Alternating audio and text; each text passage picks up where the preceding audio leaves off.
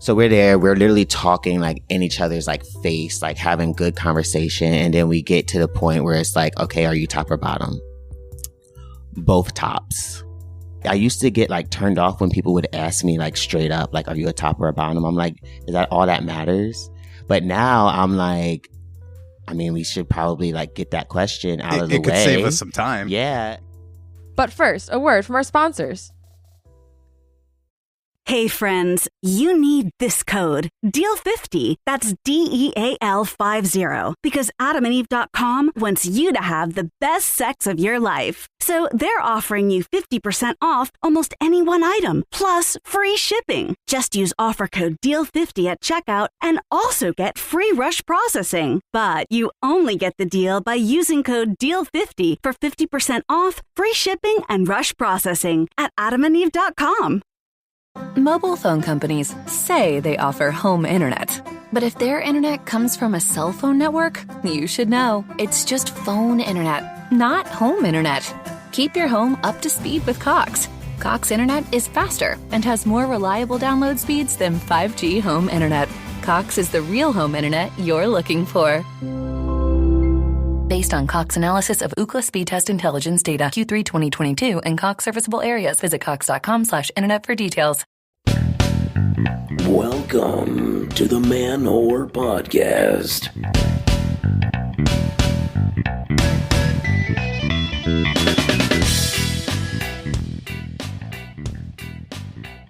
Shout out to all the fan whores, to the pod sluts. What's up, all you whoreheads and Billy babes? Shout out to the Man-Whore Conventionists. This is Billy Procida, and you are listening to the Man-Whore Podcast.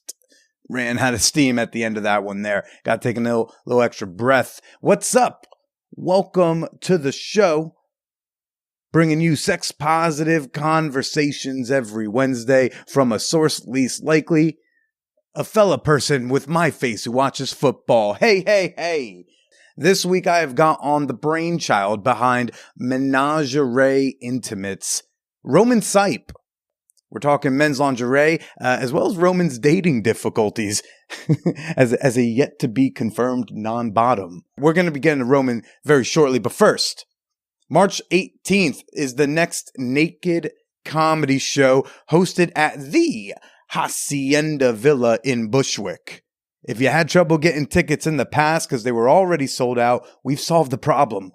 We're just going to do 2 shows. I've got great lineups for an 8 and 10 o'clock show. I will be on both of them, and I hope to see you out there. And for the first time, we're going to let the audience be clothing optional. So if you've been frustrated about those pants you're wearing in the audience, no need. I'll have a link to the tickets at the top of the show notes. And stay tuned to the outro. Stay tuned to after my conversation with Roman. I'll be announcing another very special set of dates. Because I'm very annoying and manipulative. Another date you're going to want to put down is March 16th. That's the next... Oh, motherfucker! Shit! Hot. That's hot movie night. It's a night where me and my Patreon members gather around in the champagne room and we watch a vintage porno together, complete with color commentary and surprisingly good soundtracks. That'll be on March 16th, 9:30 p.m. Eastern Time. And if you head on over to Patreon right now, I've got a poll up where you can vote on what we're going to watch next. One person I hope joins us there is the recipient of this week's Fan Whore Appreciation Moment, Jim G. Jim G, very new, very active member in the Champagne Room. Buddy, we're happy to have you, but hang in there. You and Mary Beth, I don't know what you two are getting up to in there, but hey, you know. You do use booze. Thank you for supporting the podcast, buddy. Thank you for supporting the show. And you too can become a member of my Patreon community. You can support me and the work that I'm doing. You can join us for Hot Movie Night for as little as $2 a month. Thank you and bonus shout out, by the way, to Jess, a $2 member who just upped her membership to an annual. She just paid up for the entire year. She's like, Billy, I'm on board. Take my money now, please. You can become a member today, support the pod you love at patreon.com/manwhorepodcast or download the Patreon app. Find me over there. My guest this week is Roman Sipe. He is the brainchild behind Menagerie, which is a men's intimates line is not women's clothes for cross-dressing men, is lingerie that is made and designed for men. I have been promoting Menagerie for years, completely unpaid, by the way. Sincerely, just a brand I really rock. I like it. I dig it. I feel sexy in it. I recently did a panel with Roman at CurvExpo here in New York City, talking about men's lingerie with a very impressive panel, and then me. I'll put a link to that in the show notes again. And this is actually the first, outside of the panel, this is my first time really sitting down and ever talking with Roman, even though we have, chatted with each other online for years. So it was great to get to know him. It's a little echoey in the space that he insisted we record in. It was a last minute adjustment. And by the time I got there, wasn't much to do. So slight apologies in advance for any audio quality issues that most of you probably aren't even going to notice. But I hope that won't distract you from my lovely conversation about love and sex and lace. Let's go chat with Roman Sipe. Mobile phone companies say they offer home internet. But if their internet comes from a cell phone network, you should know. It's just phone internet, not home internet. Keep your home up to speed with Cox. Cox internet is faster and has more reliable download speeds than 5G home internet. Cox is the real home internet you're looking for. Based on Cox analysis of Ookla speed test intelligence data, Q3 2022, and Cox serviceable areas. Visit cox.com/internet for details. This is the least dressed up I've seen you in person or on the internet. I literally threw this hoodie on. I was like, let me put some clothes on real quick. Yes, clothes on. The norm on this podcast. Rare occasions we do naked episodes, but yeah, no, I literally bouncing around here naked all morning. So I'm like, let me just put on something. For sure. How's my outfit today as opposed to last time? I mean, I love it. You always have your own style. It's cool. I love the Brooklyn. Is that what you say to people who don't dress well? It's like you have your own style. It's cool. Yeah.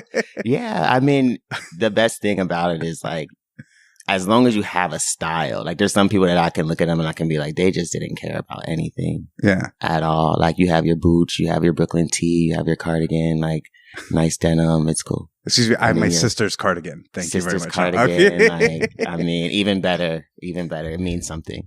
I was really trying to go for like dumpy dude at the expo. I was like, how can I showcase safe to talk to, but dumpy? Yeah. I mean, I think you pulled it off. That was a fun panel. I've never felt more out of place. Really? I'm sorry. I'm up there with like a lingerie designer, Billy Porter's fucking stylist, a mental health professional, someone who like runs a lingerie shop, and then like me, boy comedian with a podcast.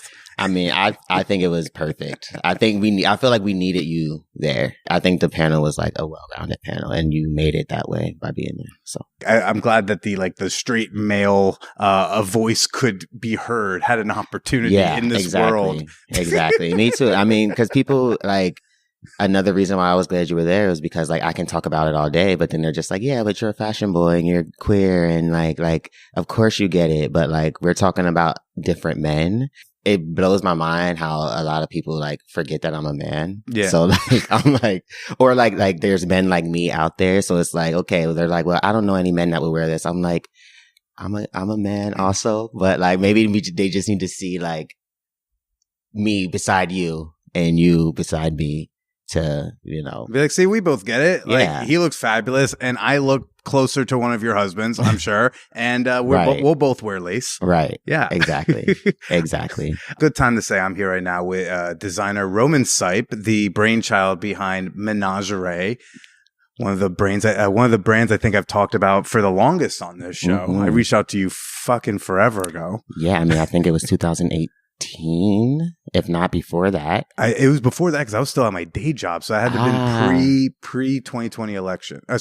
Pre 2016 election. Yeah, okay. Well, whenever you were like first getting press about it. That was in the beginning. Like, I mean, I started in 2015, so yeah, that was. Yeah. It would have been right whenever you got that first press release out. That's probably when I was still small enough. I couldn't ask for money. I could only ask for free stuff. I mean, I was still small enough just to, give free stuff and not pay for, advertising and stuff like that. So we met at the perfect time, I believe, for both of us. And we've been rising up over the years. Yeah. I've been loving to see every time you pop up in something, I'm like, there we go. Yeah. I mean, it's been a roller coaster, and like, I'm just now noticing like it's been 8 years because I'm like counting up to 10. Yeah. Because I'm like, okay, it takes 10 years for a brand to really be established, to really get out there and like all that. Someone told me that like a long time ago. Why did you start Menagerie? So, I was a stylist before. So I worked as a stylist probably for like over a decade. And, I was on a styling competition show. I won a good amount of money. And like on TV? It was on YouTube. So it's like called Style Star, and it was on this platform called the YT something. I don't know. But it was also with Maker Studios, and it was on like a fashion network in like New York. But yeah, it was a styling competition show where we like had these like miscellaneous tasks every day, and like I had to literally just like beat these people out of styling competitions for like a week straight, and then I won. And I took that money and I was like, we should probably like invest this into something. I paid off like some of my school debt, and I was just like, what can we do? What can we design? I never really wanted to be a designer because as a stylist, like I've known so many designers, like great ones, horrible ones, successful ones, struggling ones. And it just was not the life that I was like trying to have. But for some reason, like I was like, no, you should probably just like start a business and see how it goes. And when looking into designing, I was like, what am I going to design? And I instantly like came to my underwear drawer. I don't know why. It wasn't a long time of me just like trying to figure it out. It was almost like instant. And I had this like Calvin Klein underwear that was like, first off, it had like $149 price tag on it for Calvin Klein.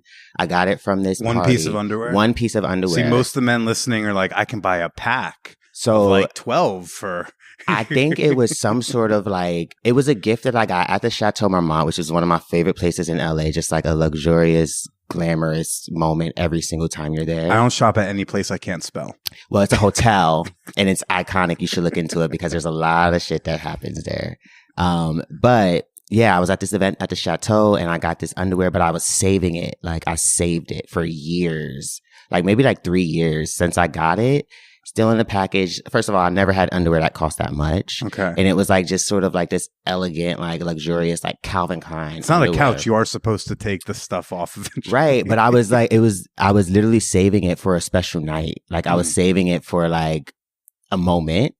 And now I don't save anything. Now I'll get it, I'll wear it, I go, and it is what it is. But like I was saving this underwear, and it just really got me thinking like, why was I saving it? For one, it was the price. For two, it was like the most luxurious pair of underwear that I've ever seen or had in I barely wore underwear at that time. Right. So like I had like trash underwear, and then I had this like packaged cute underwear in the corner of my drawer. So I started to just like think about that underwear, think about what it meant to me and like why I was saving it. And I started to Google men's lingerie. And mind you, this is over 8 years ago. What I could Google was trash. Like nothing that I would ever even think about putting on my body, except for one pair of underwear I found that was from like Versace. I believe it was like the 2011 collection or something like that. But it was like a lace underwear very similar to my hip brief. Okay. Where it just had two sort of like lace panels in the front. So I was like, that's something I would wear. It was very sort of like conservative, but still sexy.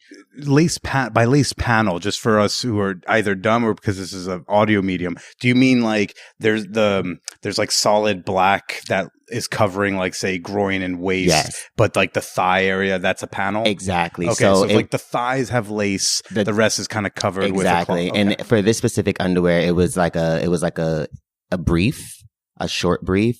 So it had like this center part is called like the gusset. That was covered in black, but then it had like two little like rectangle panels. Okay. On the hip. So yeah, I was like, I would wear those. I Googled, tried to find them. They never went into production. They were just on the runway. They produced a mesh pair. Is that normal? All that runway business, they don't even sell most of it? Yeah, because like the runway is the show. And then like when they produce things, they produce to sell. So it's like men weren't wearing lace 10 years ago, 8 years ago. I mean, this is 2011. That's like over 12 years ago, I guess. So yeah, it's normal to like do things for the show and then like scale them back a bit to sell to like everyone else. So I was like, I'm gonna make those underwear and then I'm gonna just do a classic boxer brief and a cycle short. Fits that every man are used to and like things that I would wear. Yeah. And that's how we started. A simple 3-pack for like literally the first 5 years, I believe. But wait. But whatever happened with the special undies? I have no clue. What was the special night that you busted them out for? I didn't. I don't even know where they are. I never wore them. I used them. All that build up? I used them.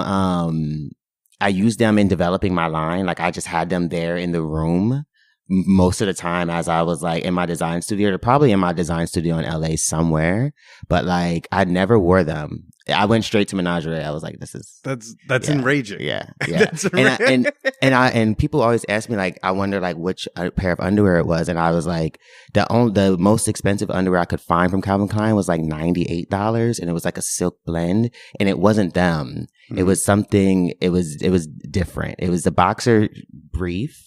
But it was like, it wasn't the one that I could find anywhere. So I think it might have been like made for that evening, for that night. But yeah, that's how it all started.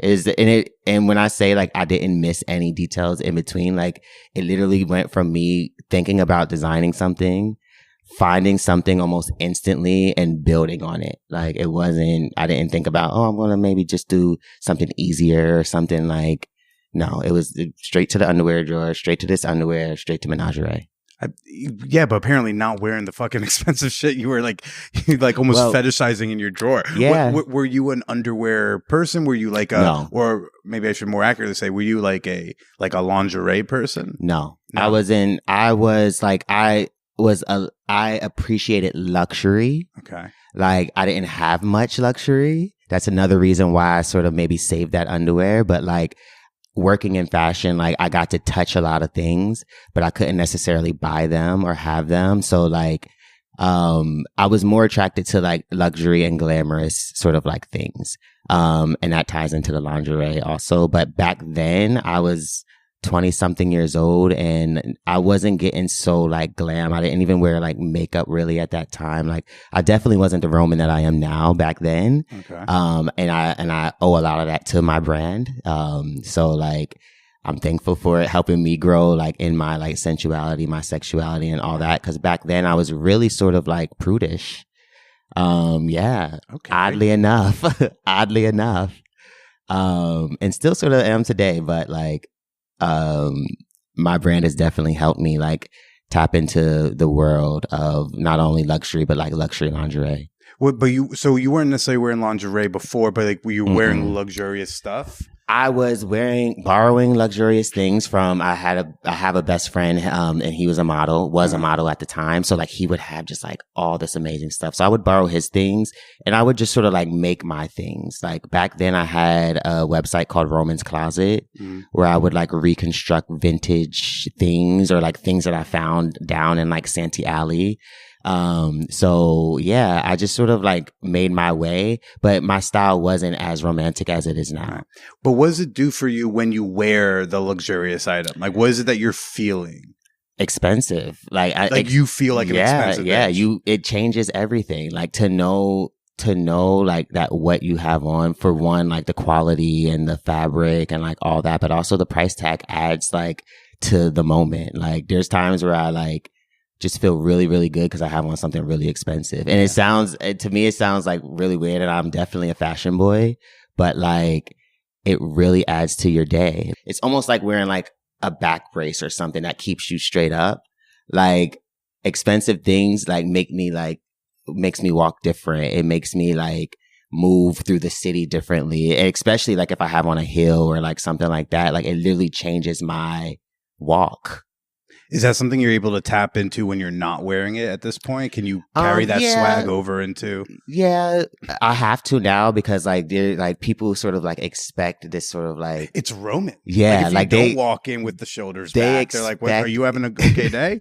They expect this sort of like person all the time, and I'm not that person. You see me right now. Of course, I have my satin like boxer shorts on, but I have on this just black oversized hoodie. When I'm working, I'm more like dressed down, but I still now I think I do it so often that I carry like my legs definitely cross in front of each other no matter what I'm wearing, and that's something I learned from like I call it the book that make you be like a lady, but it's like The Art of Seduction. Okay. Yeah, like there's like a moment in there where like they're just explaining like how a woman could and should walk. And like when you cross your legs, like it adds to the shape of your body. It adds to like everything. So like those little things I picked up and like they stay no matter what I have on. But it all started from just sort of like draping myself in things that I felt good in and were most of the time expensive. What was the first time like you wore what you would call like men's lingerie? I think mine. Yeah? Yeah, I think mine. Me too. Perfect. I really grew with this brand, like into myself. Like I said before, I sort of just like walked into rooms and sort of was like quiet. Like I had loads of friends that were like celebrities or models, but I was just like there until I had like something to really like dive into, which was my brand. Like I was just a fly on the wall at all these places. As soon as I started Menagerie, and then of course like I started with underwear. So like I started to have to like wear just underwear, or I started to wear underwear, period, like with a blazer, with this, and it just started to be my thing. And obviously I made myself more custom things so that I can like be completely draped in lace before I started to build the brand. Yeah, it went from 0 to 100 sort of like real quick.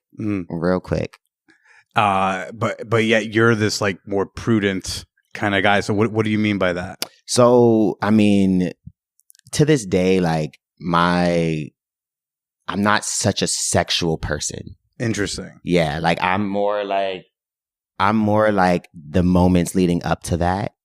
And you want to tag someone in and be like, I did all the build up. Like honestly, one of my best friends, we just had like a moment like a week ago talking about this one time where like I was just like a part of this like about to be threesome, and I literally just like tapped out.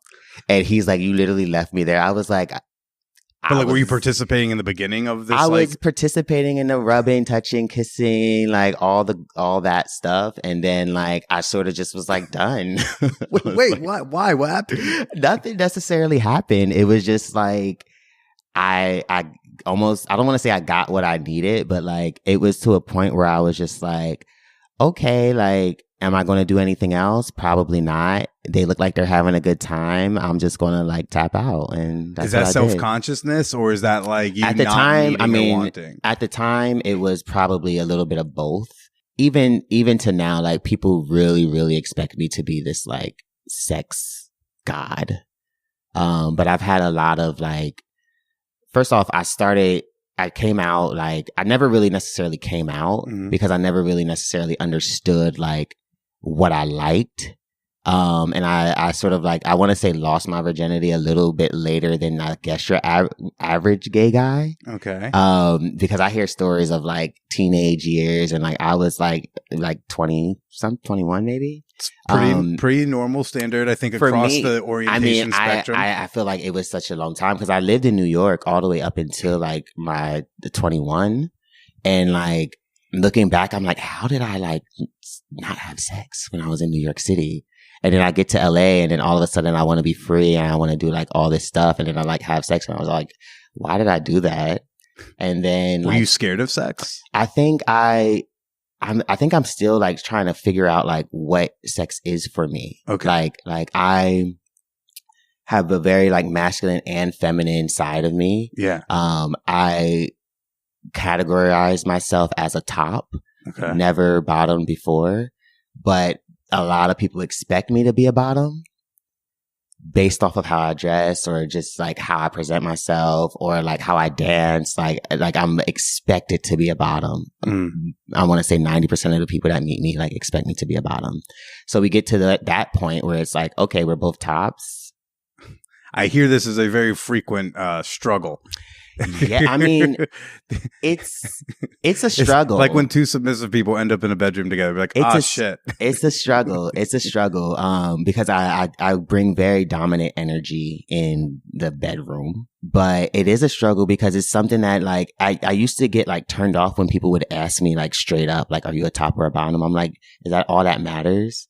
But now I'm like, I mean, we should probably like get that question out of the way. It could save us some time. Yeah. But I also like open myself up because I always say like, I've had no ambition to bottom yet. Sure. I also, and this is for everyone to know, like I've never been in a relationship at all. Like no like long-term, short-term relationship. So I don't know what it feels to have sort of like this like connection that might sort of maybe let me let all my guards down and maybe I will bottom or maybe I will feel like the energy to do so in this certain situation. So that's why when like certain people ask me that I'm like trying to get to know, I'm like, I'm a top, but like, who knows? I've only topped thus far. But exactly. We'll see what happens when I'm comfortable with another human being. Yeah. If it's someone that I know, like, it's probably just going to be like a hookup or like a short term thing, I'm a top because we're not going to get to that level probably to even make me even think that I might think about wanting to bottom. But if it's someone that I'm like, like I know them, I like them, or like I can see something bigger, it's harder for me to answer that question because I'm like, I don't know. With you, I might. Yeah. Let's see how this goes. And then sometimes you say that to people and are just like, oh, okay, so you're a bottom. And I'm like, whatever. Whatever you say.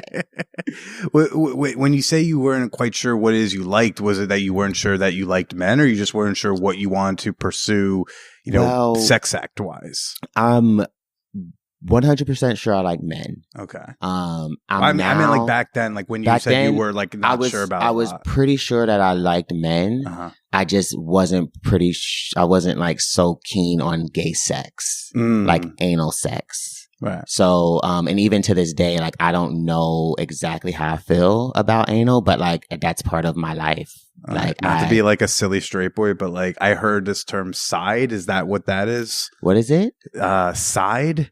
What like does top, that mean? Bottom, or side, which verse? is no, not verse. Like a good top or bottom. Side, I am told, is like you're interested in the sex except for the anal sex, but like masturbation, mutual masturbation, oral, all. I mean, maybe I'm a side. I've never heard that before at all.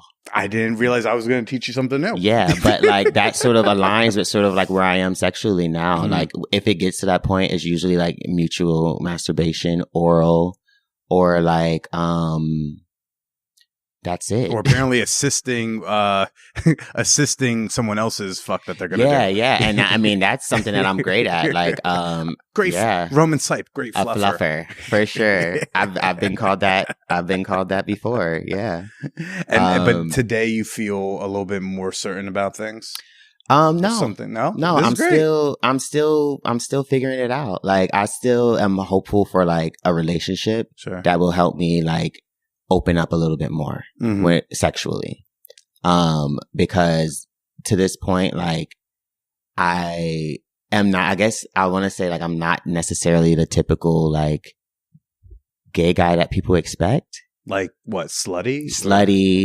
And like I have a lot of gay friends and I have like a happy balance of like slutty friends and like not so slutty friends. But then like my not so slutty friends like can get slutty once in a while. Sure. And like I identify with both, but it's like for me, I get pretty slutty, I guess nowadays, but it never is like full sex. Okay. Yeah. Because I always like try to like have some sort of like connection with the people that I actually have sex with versus the people that I like mess around with.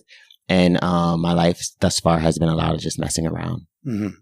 What's been preventing the romance? the non-relationship. well, yeah, but like usually you're feeling some romantic vibes before anyone would want to escalate it up to that. Like, what's? I mean, I think it's. Do you date? Do you go on like? Go out to dinner. No, I haven't ever been asked on a proper date by a person. What? The things that blow people's minds sort of like blow my mind also. I've only asked a handful of people out, and a lot of them have said like weirdly enough said the same answer, like, sure, like we can hang out or like we can like do this or do that. And I'm like, I asked you out on a date. Like, so these sort of things, like, I don't know, happen specifically to me when it comes to like dating. But short story, I did go on a date in New York City recently. Okay. It was a very interesting situation. Do tell. Okay. And I guess this will help explain maybe a little bit more of what I've been trying to explain to you. But I met a guy on the train. Beautiful, beautiful man. I was watching him the whole train ride. It was right before our panel. Oh. Literally right before our Monday panel. morning. A Monday morning, yes. Right before our panel. And I wasn't necessarily having the best morning. But I was like getting ready to come, and I was like on the train, and I was like had my headphones in, and I was like watching this boy. He was just sort of like jamming to his music and like chilling. And I got up and I walked and stood next to him. I don't know why, just to maybe just, I don't know, be closer. And I walked to the other side and test I saw the pheromones. Yeah. So basically, I went to the other side and I saw that he had what's the dance school? Avenali? Some major New York dance school bag. Okay. So I was like, oh, you're a dancer. I literally just spoke to him. Oh, you're a dancer. And he's like, yeah. I was like, what's your Instagram? Got his Instagram, left. Something about that interaction like changed my entire mood. So I go, I'm walking to you connected with another human fucking being. Yeah, that's what it was. And it was you didn't just stay insular on the train like we all do every goddamn day. It didn't even matter if you wanted to like go out with him. It was just like I connected with a human being in transit. Exactly. And our parents used to do that. And another thing to add to that is I lost my AirPods in Puerto Rico the week before. Okay. So I've been on the train like listening and watching and talking to people, which is something that I rarely ever did before. So something about that situation. The podcast of the A train literally made my day.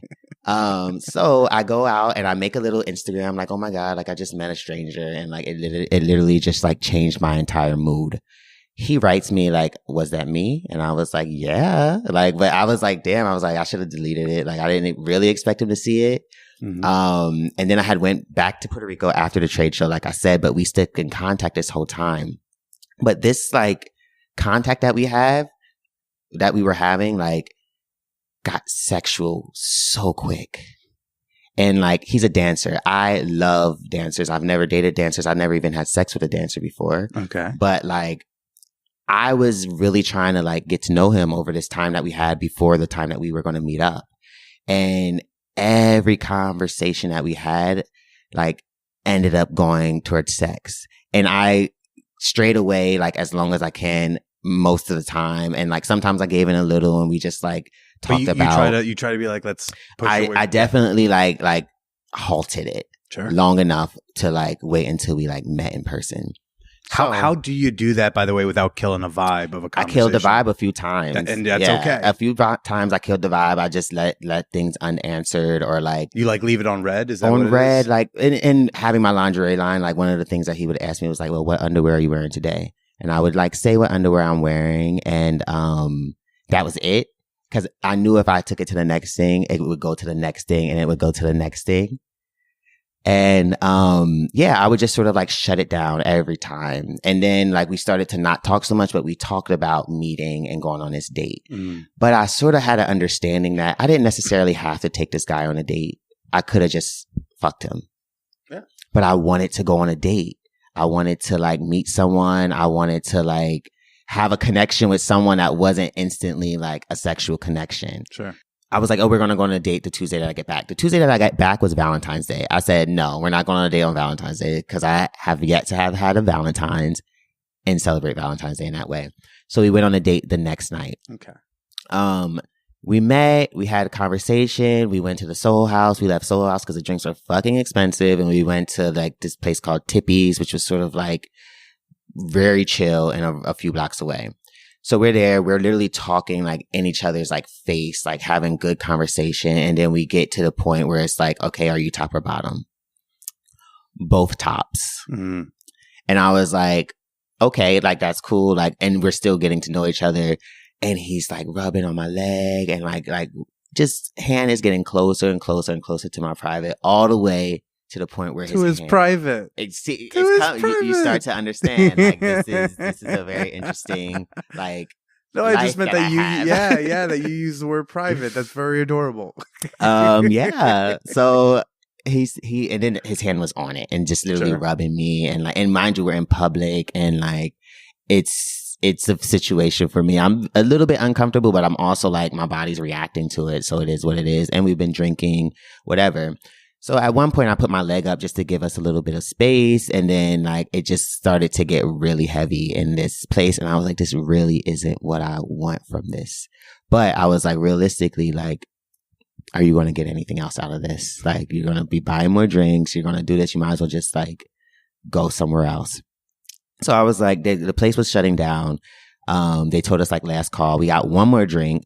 We go to the bathroom.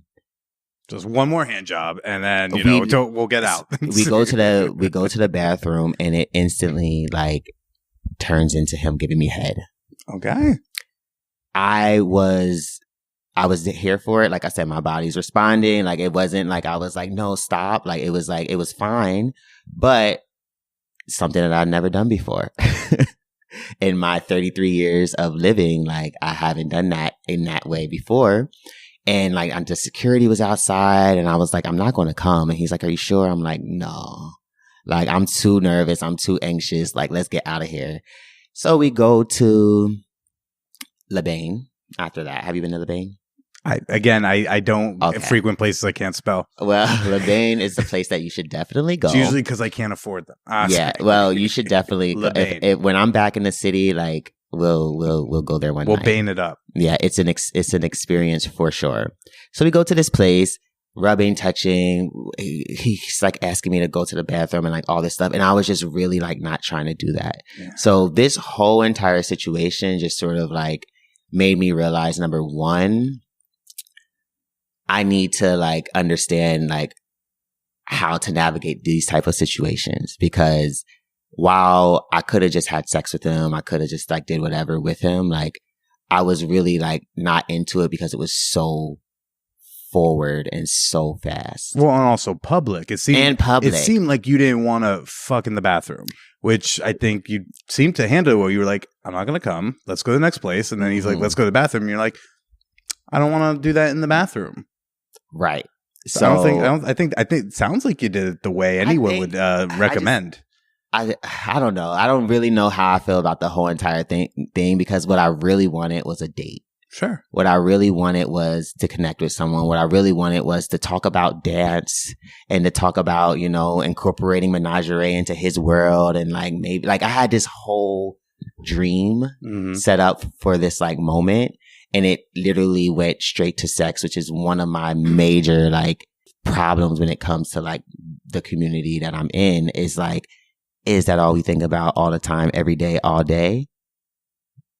No. Maybe you do, but I don't. Yeah. And that's probably a reason why I don't have so many like sexual connections, is because I either just avoid them or I just haven't had like the proper contact with the person to make me want to sort of like get so deep there. Well, it sounds like you want dates. You want, right? Like I want romance. You can get laid. You can get laid. Yeah. This story you just told us reconfirmed. Like, yeah, I can go to a city and like talk to a pretty boy on the train and get laid. Yeah, and I'm sure like this guy probably thought a similar thing. Like, sure, you're like, let's go on a date, but he knows you don't live here.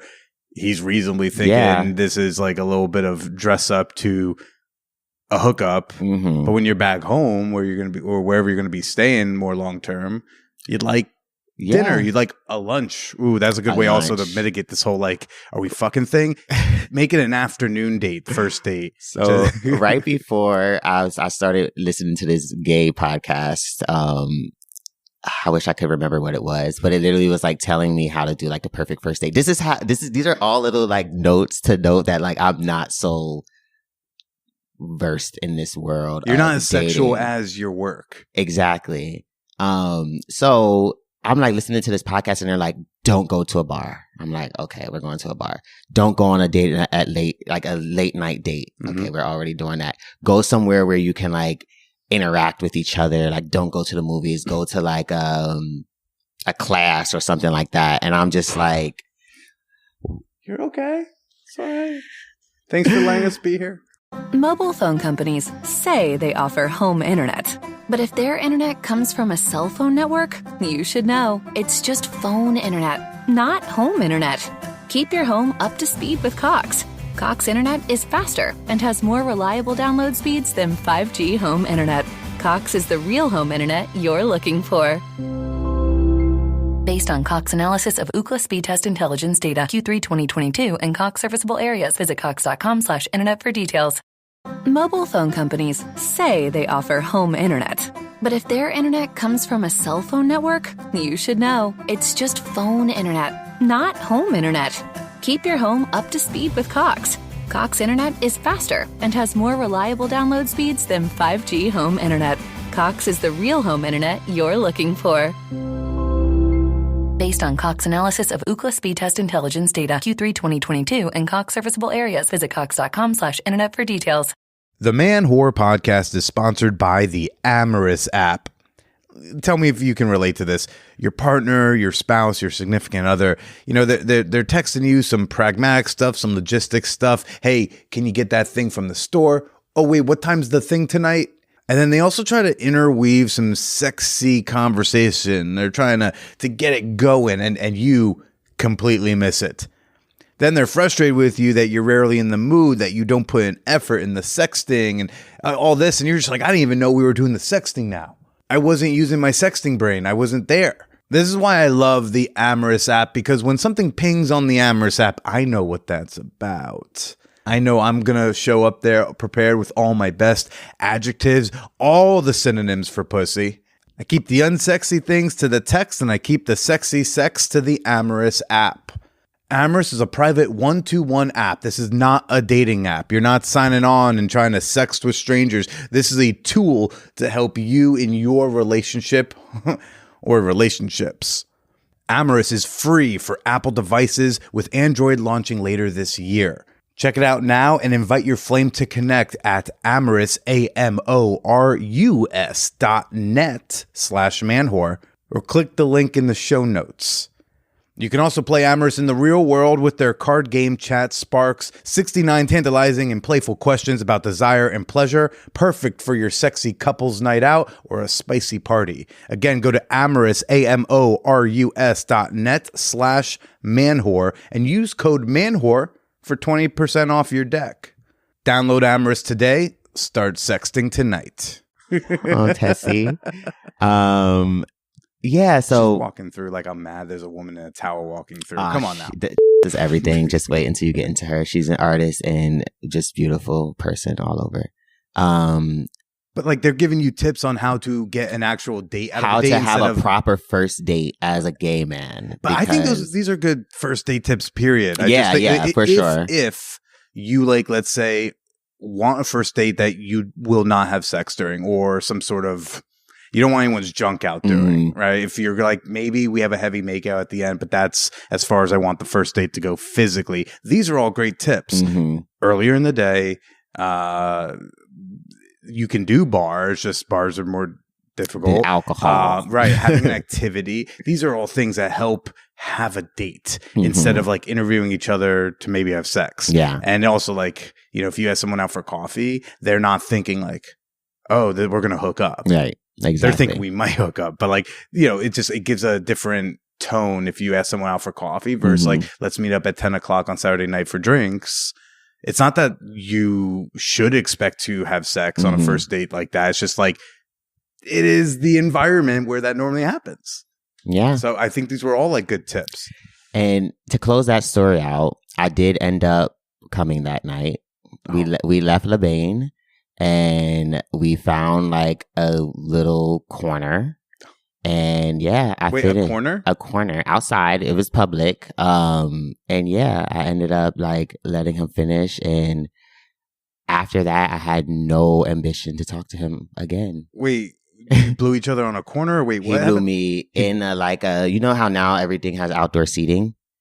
So it was like an like you outdoor snuck into like seating. somebody's like thing. It was open. It was like on the street, but it was like open. Like if it was during the day, there would have been chairs. It's not in use. Like it's, no. Right, and that's what all these fucking things are right now. They're just chilling out. It's like you're begging people to have some like quickie sex in them, and I still haven't. Actually, I now need to put that on the list. Yeah. Before New York City's right now about to decide whether or not those stay or go. So I was like, I think I need to take advantage of it. It was secure enough for me to get comfortable. And I just sort of like made that decision in that moment because I was just like, you know what? After this night, like this isn't going to go anywhere, right. And we're both tops. He's a dancer in New York, and you're a designer and fucking on the West Coast. So we ended up just like doing that right there. He texted me sort of like the next day, and I text him back, but it just sort of like dwindled from there. But I still think about it because I'm like, damn, like maybe I should have just been his friend. I mean, you can still be his friend, and you can even still be fun, sexy friends when you're in New York. Yeah. But, you know, when you're going to where you're staying, you clearly have the ability to ask somebody out on a date. You did it. You did it on the train, which like we all, a lot of us. It was new for me. It was new for me for sure. And I'm happy that I did it. That's like one thing that I'm like happy that came out of this moment was because that's out of my character, sort of. Yeah. But in me moving back to New York in a few months, like I plan on dating. Yeah. I plan on like exploring my sexuality a lot more.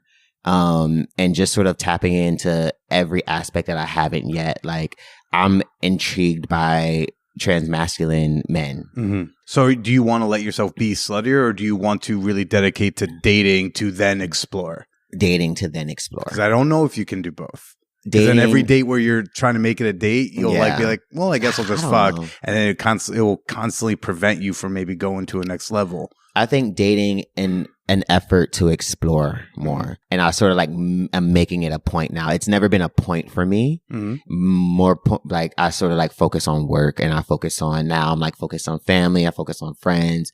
I had more like friends living with me than I've had like people that I liked, and like having a friend with me is pretty much like I'm dating them. Mm-hmm. Like they fill that void. So like I'm never like out here like looking for people. That's how it's been before.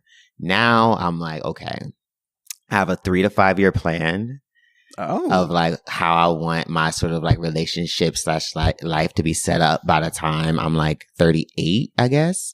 And it involves me being like connected to a person, or not. Yeah. So now I have to like, I'm sort of just like, it's now one of my goals. It's never been a goal of mine before to actually be in a relationship. So that's probably why I haven't been in one. And what are you looking for? What sort of qualities are you looking for in a romantic partner? Overall, I mean, I think just kindness, like I am all over the place when it comes to like the men that I am attracted to physically. Mm-hmm. And also even when it comes to like age, when it comes to like masculine, feminine, like there's no, I tried the thing where it's like write down exactly what you want, like, and try to like build your perfect partner. Exactly. Exercise. It's so hard because like I can build this person, but it's like any one of these things can fall off the list, and we can add a different skin tone, or we can add a different body type, or we can add a different like salary. And it just changes the experience. So it's like, okay, after this last date, I was like, okay, no more dates where I'm the one in control of paying for everything and doing everything. I'm like, I now know that I sort of want to be like taken care of in that sense. But also I'm gonna find myself finding someone who's like maybe a little younger than me or like this. And then I'm automatically going to go to that role of being like, I'm gonna take care of this. Like, but I think just like making out, like building out that like prototype. I mean, I don't think you should use that as like, this is it. And also like, here are all my filters, but rather like, let's at least try to get an idea, or let's like build a few prototypes. What are some ideas? Like that's what do I want to look for someone professionally? Like me, I know, as someone who has so far not dated that much younger, like I think 4-ish years max is my younger dating wise. So like I do want someone who knows what they're doing with their life, or at least knows what they want to do and is building towards it. So I like seeing drive. I don't know that I want to build a life with someone who's in a I don't really know phase, because like I'm not in that way at all, and that can, like, for example, distract me. So professionally, I know that I don't need to make a certain type of money, but I want them to like know what they're doing, and I want them to be good at what they're doing. My last ex is like, what she does for work, she's like really fucking good at. And like that's the attractive part. It's not that like what they do. So for example, like, what do you want professionally in another guy? Like, I'm on this hunt for stability. Right. So like when it does come to like the person that I ultimately like see myself with and the type of people that I'm going to start tapping into, like I want them to not necessarily be like me, not necessarily be a creative, not necessarily be like as, I don't want to say as unstable as I am, but like have some type of stability and security, like that could sort of like wrangle me in. Sure. Because, it's nice when they have a schedule. Yeah. I think that's I think that's what I need. Like, I think that's what I want. So like when it comes to like a partner in the future, like that's one thing, like stability is key. And also just like drive in whatever field, because like my life, I need all the like pushing that I need every single day. Yeah. And like, I know there's just sort of like other fields, like whether it's like tech or finance or like health, like they love what they do and they're driven because of that love for what they do. So it's ultimately like the same as mine, but they're like more secure in a sense. And like, I can be the free one, like that's designing lingerie and like making them go to the parties and like doing things like that. But like, they make me stay home tonight. Like, that's sort of what I'm driving towards when it comes to like that side of things. And also like I want to learn from them. So like professionally, it would be ideal if they were in a space that's like completely different than mine. Yeah. Going back to this date, like I was just really excited to talk about dancing with this dancer. We didn't talk about dancing at all. Like I tried a few times, but it was just like, it didn't go there. Like it didn't get as deep as I expected. Yeah. But yeah. I feel it. Are there any other qualities you would look for in somebody? We got drive, we've got kindness. Drive, kindness. Some difference, some diversity in lifestyle. And I don't know. Because I hear people say stuff like, I don't want someone who drinks. But like, why? Right? Like, and what they mean is like, well, I don't want someone who's like out partying all the time, right? But just because someone drinks doesn't mean it's like, so the quality you're looking for is someone who's not partying all the time, who's someone who's not always hungover or whatever.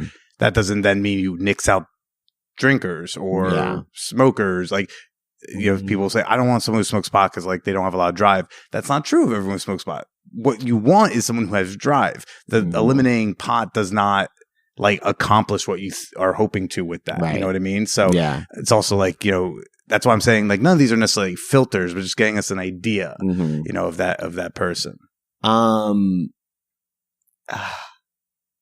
What about monogamy? Where's that stand with you? I need to be in a monogamous relationship. I thought so. Yeah. Yeah. Especially like in the world that I'm in, we're in. There are going to be a lot of hot models around you don't have to worry about.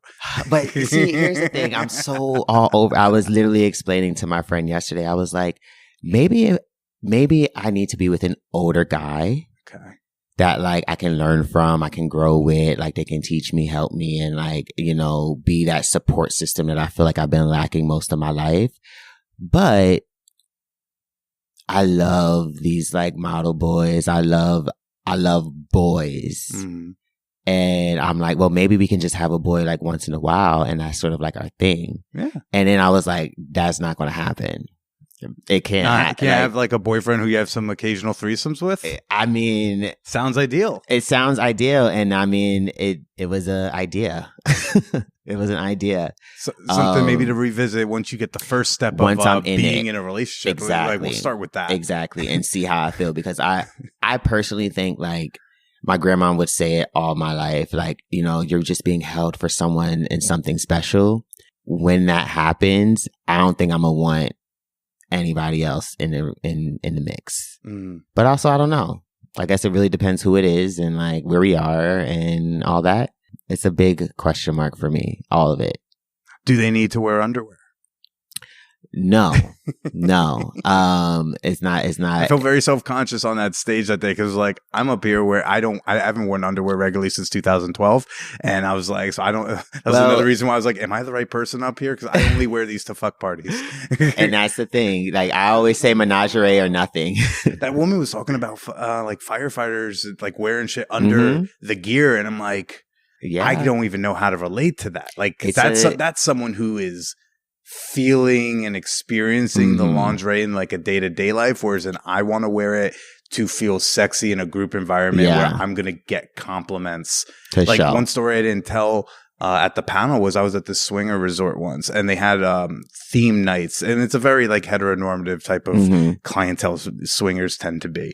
And they had theme nights each night to like help drive the sexiness when the sun went down. And one night it was lipstick and lingerie. Well, me and my date were not going to play. They like the guys were supposed to wear like I guess like nice suits pajama or sets. wear like nightclub sets. I was like, fuck all of that.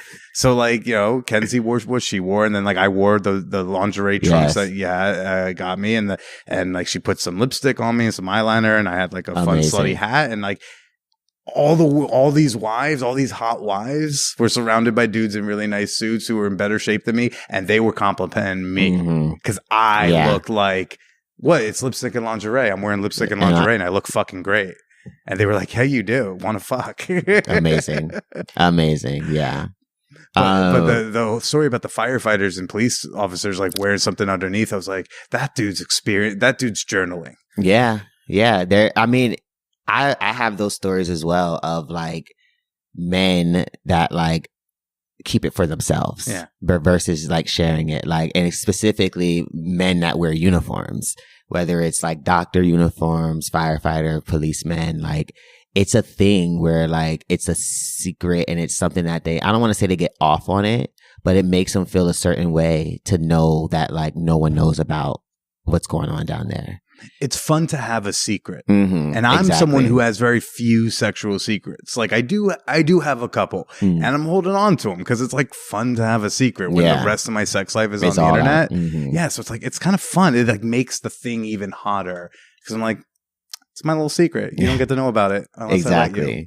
You know? So I believe that's how most of them feel when they're in lingerie, whether it's like my lingerie or it's women's lingerie, because there's a separation between the people that want to wear that get off from wearing the lace, and then there's a separation of the people that get off from wearing women's underwear. Yeah. That was something interesting to hear navigated on the panel. It was like, this isn't about serving cross-dressing clientele. This is about men who want to wear lingerie made for men. Exactly. Like there's a very big difference. Exactly.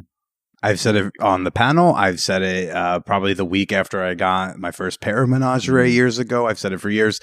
I used to mock lingerie. I did the easy, like, what? It's getting in the way of the goal. This is clear for the women, blah, blah, blah. And then I put it on, and I ran my hands down my thighs with this lace on it. And I was like, oh, this is different. I get it. Yeah. This is hot. And I hope some dudes go, experiment, give that a try, Me too. with menagerie. Me too. Roman, if someone wants to go give it a try, if somebody wants to see what it feels like to wear something sexy, where can they go to find you, follow you, buy your work? So online, manwhorepod.com, MENAGERIE, Intimates. I'm also selling directly through all social media outlets, Instagram, which is Menagerie Intimates, also Pinterest, all that. If you are in New York City and you want to shop in person, we're in Journal. And we're also in Shag, a sexy boutique in Brooklyn. I know Shag. Yeah, they have Menagerie now. Okay, Shag's I'm excited. got it. Janelle had a nice experience in there. Mm-hmm. Lovely changing room. Yes. I think if guys knew that's what the changing room was, we would spend more time in there. Like those type of, even those specific experiences that are, you know, normally set aside for women, like when guys experience them, they're like, wow, like this catered sort of like shopping experience specifically for underwear is very unique. Janelle is like one time limited Xbox in the changing room away from a line out the door of men willing to try on some sexy underwear, play a little Call of Duty, and see how it feels. You know, test it out. Your personal Instagram is so I have my personal Instagram is Roman Sipe, name spelled out ROMANSIPE. I also have a second brand Instagram, which is The Boy Wore Lace. And it's a mixture of sort of like editorial content that I produce. It's a mixture of customer photos that they submit to me. And it's a mixture of just like lingerie quotes and like things that inspire me. It's sort of like my designer page. So, it's a little bit more active than all of the other pages actually, because there's a lot of stuff that I work on outside, but it's all tied into Menagerie. So it's sort of like my backup. It started as my backup account, but now it's like, it's less stress for me to post that I can post whatever without any issues on this page. So like, it's a little bit more fun over there. Okay. Well, everyone go check that stuff out. I got links to all of it in the show notes. And Roman, thanks again for inviting me to do that panel, and thanks for coming on the pod. And thanks for having me. I'm wishing like all the best of luck for you on your dating journey when you return and are solidly here and going on daytime dates like a grown ass man. I'm excited. I'm excited to see what that looks like for me. Me too. We'll have to ask you about it again later. For sure. But for now, why don't you go ahead and say goodbye to everybody. Everyone who's listening, it's been such a pleasure to be on the Man Whore podcast. I've listened to a few episodes and I love what goes on over here. I definitely was excited because this is my first podcast. Oh. Yeah. So like I was a little nervous, see, I got my little wine. I was just like, oh my God. But yeah, it's been truly a pleasure to be here, and I'm thankful to have your support and to have had it for so long. And yeah, like I said, if anybody wants some men's lingerie, it's all here, and I'm excited to grow with you and all these people out here.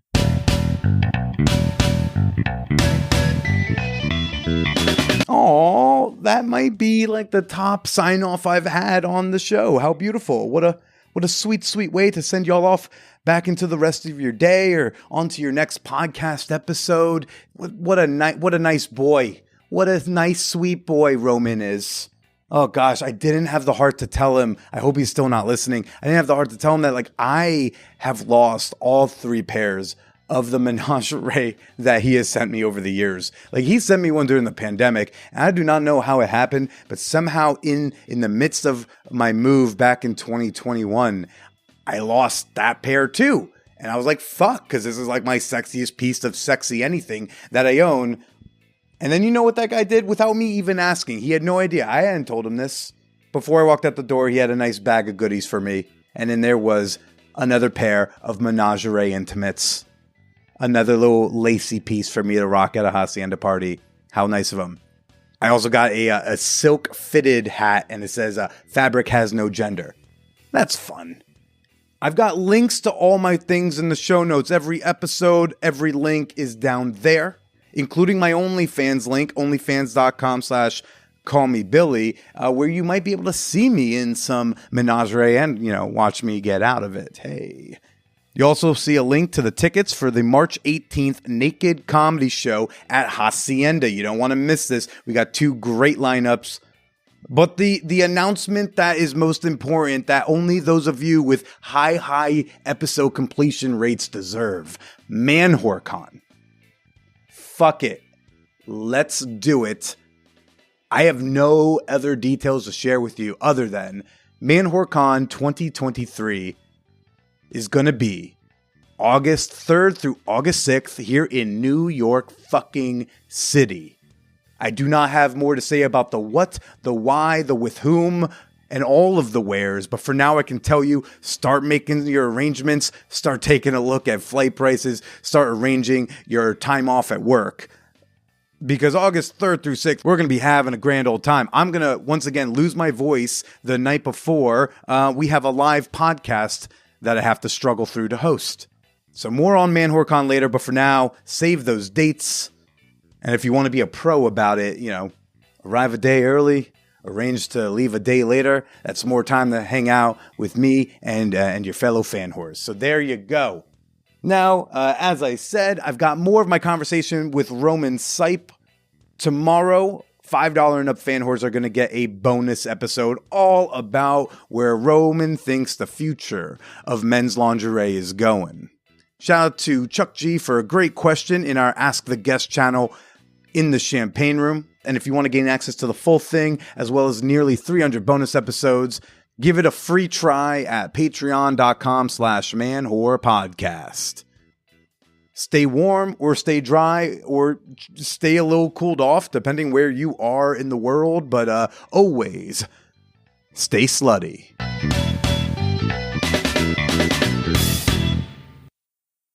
Where should a guy start with? Y'all made a good point at the panel about this. It's sort of hard to say where a guy should start, but I think specifically with my brand, all the fits are something that, like, I have a fit that every guy's used to, whether you're a brief guy, whether you're a boxer guy, whether you're a trunk guy, like, I have your fit. So I would start there. Start with the same underwear that you wear now, but get the lace version, or get the satin version, or maybe just try something completely different. Like a jock strap. And see where it takes you, because, like, for me, jock straps are my favorite thing now. Like, I love them. I love them for the fashion. I love them for the comfort. Like, I understand them now. And, like, I would have never wore a jock strap before. Like, and now I know idea you didn't understand. It's like, I didn't get it. It's like someone who's just trying to listen to, like, I don't know, Little Feat. And they're like, when I got to the 4th album, I really started to understand. Well, Mobile phone companies say they offer home internet. But if their internet comes from a cell phone network, you should know. It's just phone internet, not home internet. Keep your home up to speed with Cox. Cox internet is faster and has more reliable download speeds than 5G home internet. Cox is the real home internet you're looking for. Based on Cox analysis of Ookla speed test intelligence data Q3 2022 and Cox serviceable areas. Visit cox.com/internet for details.